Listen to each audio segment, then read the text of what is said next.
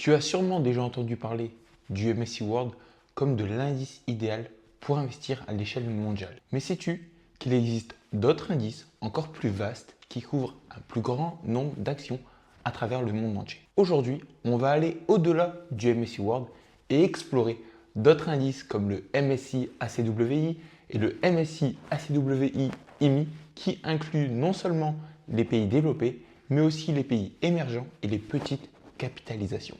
Alors, est-il réellement pertinent d'investir sur ce type d'indice? Pourquoi? Et si oui, lequel est le plus adapté à ton profil d'investisseur? L'objectif est que tu puisses choisir l'option la plus pertinente pour tes investissements à long terme et pour cela, je te partagerai une liste d'ETF pour t'y exposer.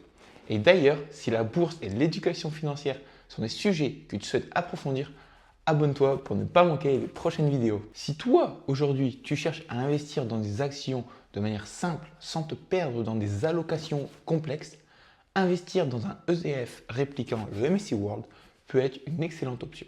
Cependant, il est important de comprendre que le MSCI World n'est que un des nombreux indices mondiaux disponibles. Sur cet organigramme, je te présente 7 indices mondiaux différents auxquels tu peux t'exposer. Ces indices sont répartis en 3 niveaux et pour chacun d'eux, tu peux voir le nombre d'actions qu'ils comprennent ainsi que la proportion de la capitalisation boursière mondiale qu'ils représentent. De niveau 1, tu auras le MSCI World.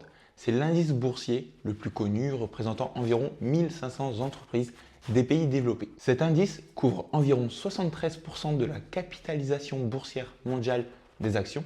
Tu auras également d'autres indices comme celui des pays émergents et ceux des petites capitalisations boursières, les small caps. De niveau 2 maintenant, tu auras le MSCI World ACWI, All Country World Index. Cet indice regroupe le MSCI World des 23 pays développés et le MSCI Emerging Market des 24 pays émergents. Il représente environ 2900 actions mondiales, soit environ 85% de la capitalisation mondiale. Et de niveau 3, tu auras le MSCI World ACWI IMI, donc Investable Market Index. Cet indice est le plus large et le plus complet au monde puisqu'il combine les grandes, moyennes et petites capitalisations. Il regroupe environ 9100 entreprises mondiales pour une exposition à 99% de la capitalisation mondiale des actions. C'est donc l'indice qui offre la plus grande diversification. Mais alors, est-ce vraiment pertinent d'investir dans d'autres indices que le MSCI World pour avoir une véritable exposition mondiale? Déjà, quand on parle d'exposition mondiale, c'est une expression qui peut prêter à confusion. Pourquoi? Parce que le MSCI World, qui regroupe environ 1500 entreprises issues des pays développés, il est dominé par les États-Unis, qui représentent environ 72% de l'indice d'entreprises américaines, suivi par l'Europe, 20%, et le Japon, 6%. Cette forte proportion des États-Unis s'explique par la capitalisation boursière colossale des grandes entreprises technologiques et financières américaines. Si toi aujourd'hui tu cherches à ajouter les marchés émergents à ton portefeuille, le MSCI ACWI All Country World Index pourrait être une option intéressante. Cet indice inclut des marchés comme la Chine, l'Inde, le Brésil, la Corée du Sud et d'autres pays. Contrairement au MSCI World qui ne couvre que les pays développés, le MSCI ACWI inclut environ 10% d'actions des pays émergents. Mais attention, même dans le MSCI ACWI, les États-Unis restent ultra dominants avec plus de 60% de l'indice en 2025. Cela soulève la question de la surexposition aux États-Unis, surtout si l'économie américaine venait à ralentir dans les années à venir. En résumé, en investissant dans ces indices, tu te retrouves en grande partie exposé au marché américain. Maintenant, justement, je voulais rebondir parce qu'il est important de comprendre 2 grands avantages du fait de t'exposer à ce type d'indice financier. Le premier, c'est qu'il y a un réajustement automatique en cas de ralentissement économique des États-Unis, par exemple. Si jamais demain, les États-Unis venaient à perdre en croissance et en importance sur le marché mondial, alors le MSCI World et le MSCI ACWI ajusteraient automatiquement sa répartition pour donner plus de poids aux autres régions et aux pays plus performants à travers le monde. C'est un véritable atout car c'est MSCI qui détermine la pondération de ces indices. Cela signifie que l'indice s'ajuste en fonction de la performance économique des différentes régions du monde. Par exemple, si les marchés émergents comme la Chine ou l'Inde prennent de l'ampleur, leur poids dans l'indice s'ajusterait naturellement sans que tu aies besoin d'intervenir. Cela te permet de bénéficier de diversification et de rééquilibrage automatique en fonction de l'évolution des marchés mondiaux. Et la deuxième grande force de ces indices, c'est qu'il y a une diversification sectorielle pour limiter les risques spécifiques. En investissant dans des indices comme le MSCI World ou le MSCI ACWI, tu n'es pas exposé à un secteur spécifique, ce qui te permet de réduire les risques liés à une sous-performance d'un secteur en particulier. Par exemple, le secteur technologique est le plus lourdement pondéré dans ces indices, représentant plus de 25% de la totalité. Cela reflète la forte capitalisation des entreprises technologiques comme Apple, Microsoft et Google. Cependant, les autres secteurs sont également bien représentés. Tu as la santé, la finance, l'industrie, la consommation, l'énergie, ce qui assure une répartition équilibrée et une certaine protection contre les crises sectorielles. Maintenant, il peut être très intéressant de comparer la performance et la volatilité entre le MSCI World et le MSCI ACWI, surtout en tenant compte de l'intégration des pays émergents dans ce dernier. Sur les 30 dernières années, la performance annuelle moyenne du MSCI World est de 8,41%, tandis que celle du MSCI ACWI est légèrement supérieure à 8,52%. Les résultats sont donc très proches à long terme. Toutefois, sur des périodes plus courtes, on observe différences notables. Sur 10 ans, le MSCI World a surpassé le MSCI ACWI, principalement en raison de la domination du marché américain étant supérieur au MSCI ACWI. Et sur 53 ans, par contre, ici, le MSCI ACWI a légèrement surperformé le MSCI World, bénéficiant de la croissance des marchés émergents qui ont connu des phases de forte progression, notamment dans les années 2000. Cependant, lorsque l'on compare ces indices au S&P 500, l'écart est considérable. Le S&P 500 a largement surperformé, surtout par l'essor des entreprises américaines, notamment dans le secteur technologique. Voici l'évolution d'un investissement de 1 euro en 1995 au 31 décembre 2024. Résultat, sur le S&P 500, on effectue un x25, sur le MSCI World un x11 et le MSCI World ACWI un x11,5.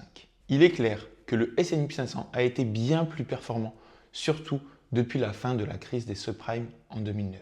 En ce qui concerne maintenant la volatilité, bien que les indices MSCI World et MSCI ACWI soient légèrement moins volatiles que le S&P 500, ils restent fortement corrélés au marché américain, car ce dernier constitue une grande partie de leur composition. Les crises majeures des années 2000, donc l'éclatement de la bulle Internet, et de 2008, la crise des subprimes, ont entraîné des baisses similaires à celles du S&P 500. En résumé, bien que le S&P 500 ait surperformé sur le long terme, le MSCI World et le MSCI ACWI offrent une diversification mondiale, ce qui peut être un avantage stratégique en cas de retournement du marché américain ou de ralentissement de son économie. Maintenant, la question que tu te poses, c'est quels ETF choisir pour t'exposer à ce type de stratégie. Tu souhaites investir sur le MSCI World, voici des ETF à considérer en fonction de ton choix d'investir via un PEA, plan d'épargne action, ou un CTO, compte titre ordinaire. Au passage, si aujourd'hui tu ne sais pas comment choisir efficacement tes ETF, j'ai réalisé un guide complet pour t'aider. C'est le premier lien dans la description. Donc premièrement, pour t'exposer à l'ETF MSCI World, tu as un ETF qui est éligible au PEA, le CW8 de Amundi. Il y a d'ailleurs un nouvel ETF qui est sorti tout récemment depuis lundi et un autre ETF pertinent qui n'est pas éligible au PEA, c'est le EUNL provenant de iShares BlackRock. Maintenant, si tu souhaites t'exposer à un ETF MSCI World ACWI, malheureusement, il n'y a aucun ETF éligible au PEA qui sont pertinents. Par contre, tu peux t'exposer à cet indice dans ton compte titre ordinaire via notamment l'ETF IUSQ de BlackRock également. Et enfin, rappelle-toi de l'organigramme, il existe un seul et unique ETF éligible en Europe qui est pertinent pour suivre l'évolution du MSCI World ACWI IMI et ce seul ETF est le IMI IMIE de SPDR qui est un gros gestionnaire de fonds américain. Voilà pour les ETF que je te partage aujourd'hui. En tout cas, ces ETF t'offrent différentes manières de t'exposer au marché mondial mais avec des limites, notamment pour ce qui est de l'éligibilité au PEA. Si tu cherches à investir via le PEA, tu devras te concentrer uniquement sur des indices MSCI World avec quelques bonnes options comme le CW8 d'Amundi ou le tout nouveau ETF sortant par Amundi début de semaine qui est le DCAM. Maintenant, pour une exposition plus large incluant les pays émergents et les petites capitalisations, tu peux envisager des indices comme le MSCI ACWI ou le MSCI ACWI IMI. Mais dans ce cas, tu devras passer par un CTO en raison de l'absence d'ETF éligible au PEA pour ces indices. Pour finir, pourquoi aujourd'hui tu devrais potentiellement choisir cette stratégie? Pourquoi cette stratégie te conviendrait? La simplicité est l'un des principaux atouts de cette approche. En investissant dans un ETF répliquant le MSCI World ou le MSCI ACWI, tu t'exposes directement à un large éventail d'actions mondiales sans avoir à te soucier de la sélection active des titres. C'est un investissement passif, facile à suivre et qui offre une diversification géographique et sectorielle solide. Cependant, avec environ 63% du MSCI World dominé par les États-Unis, tu pourrais te demander, es-tu à l'aise avec une forte exposition aux États-Unis? Si tu cherches à diversifier davantage et inclure les marchés émergents, alors le MSCI ACWI pourrait être plus adapté à tes besoins. La grande force de cette stratégie, c'est qu'elle s'ajuste automatiquement à l'évolution du marché. Pas besoin d'investir régulièrement. L'indice fait le travail pour toi. Alors, lequel te semble le plus adapté à ton profil d'investisseur? Si tu veux une exposition mondiale simple, le MSCI World pourrait être la solution. Si tu cherches à inclure les marchés émergents pour plus de diversification, le MSCI ACWI peut être plus adapté. Et si tu veux vraiment une diversification sur toutes les actions mondiales, le MSCI ACWI IMI pourrait être plus pertinent. Ou si tu n'as pas envie d'être trop exposé au marché US à l'heure actuelle, tu peux potentiellement coupler cet indice boursier avec un autre indice européen ou un indice des pays émergents. Donc prends un moment pour réfléchir. Quel indice correspond le mieux à tes objectifs d'investissement à long terme? En tout cas, j'espère que cette vidéo t'aura apporté un aperçu global sur les indices monde. C'était Emilien, ton éducateur en bourse. Prends bien soin de toi et on se retrouve prochainement pour une nouvelle vidéo. Let's invest!